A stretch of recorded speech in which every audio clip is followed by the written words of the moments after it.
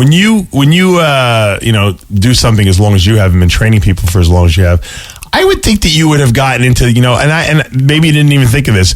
I would be cooking meals for my clients. I'd be selling them supplements. These guys are loyal to you. They'll probably buy anything. They'll probably buy, the shirt off your back if you told them that it would help them lose weight.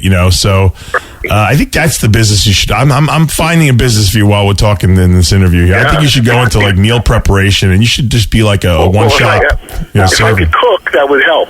Well, you can find someone else to cook. That's how you got to find a girlfriend that can cook for you, and then you have her cook for everyone, and then you got a job for her too.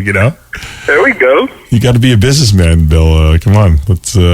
I'll promote your meals. Come on, find a good cook, and we'll promote the Bill Wilmore meal plan. You not only do you get trained, but you get fed too.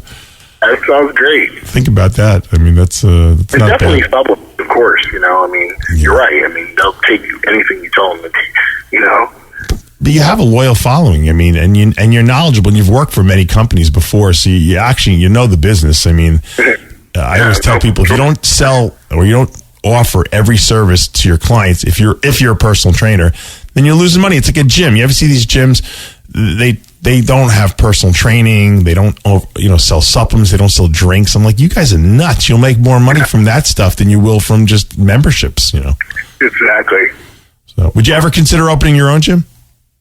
You know what? I've never really I've thought of like studios, so you pretty much keep the overhead down. Because you're in the gym all day anyway, probably, right? I wouldn't say all day, I go in the mornings. I train my clients in the morning. I'm usually there in the evening, actually, and then I usually work out. You're there all day, Bill. Yeah, you're right. You might as well have your own gym. It's a place to hang out. I have a lot of friends that are literally there all day. They do a lot more appointments than me. I just have a lot of steady people, you know what I mean? Yeah. But I don't train like 10 hours a day anymore. I'm burnt out of that. I'm definitely burnt out of. This is what we're going to do, Bill. This is what you're going to do. You're going to open your own gym. It doesn't have to be a little studio. It can be a little bigger than a studio. You're going to offer, it's going to be a very personal training, savvy gym. So you're going to have not just you, but a couple of really qualified, high quality trainers there. You're going to offer food meals there. You're going to offer your own generic supplement line, Bill Wilmore Nutrition. And you're going to have, tanning there. You're going to have anything that specializes in catering to the client. You'll be the main trainer there, obviously. You're going to build a little room in the back for yourself with a little bedroom and a kitchen for yourself so that you can sleep in between if you have to and get your meals in. And you know what? You're never going to leave the gym. That's all, except when you have to travel. And you're going to make a lot of money. No, exactly. And definitely won't ever get married. No, you don't need to. Who needs to? You're married to you got your gym there. That's you'll probably find a good relationship then because you'll actually have a place that to call home, so to speak. Stop making other people money. You got to start making yourself some money. Exactly.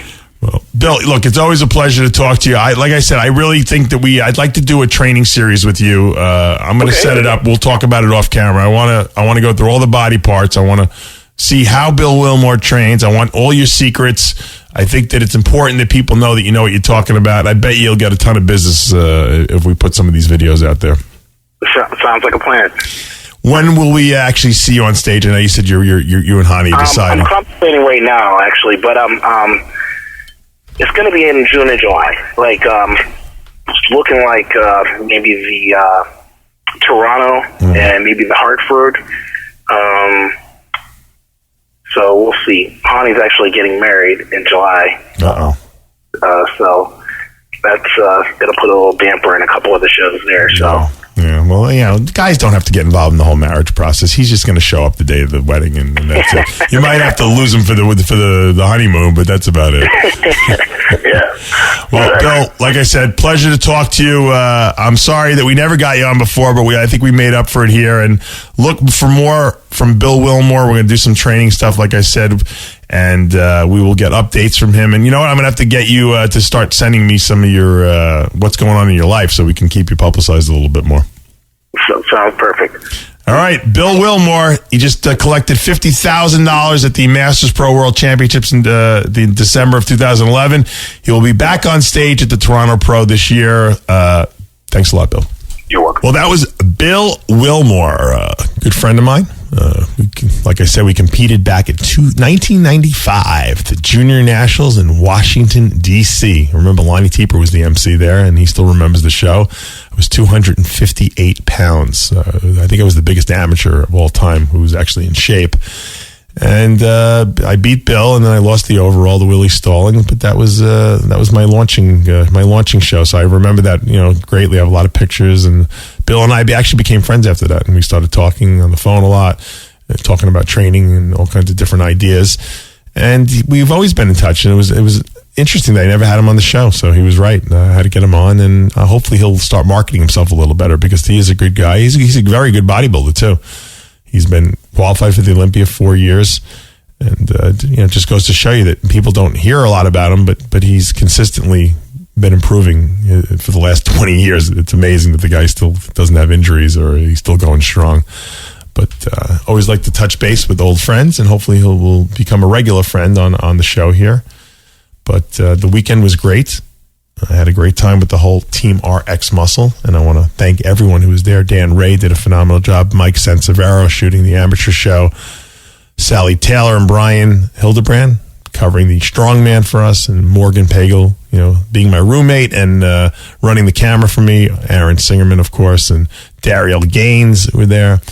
We had Pete the intern running around with us, and we had a really good crew.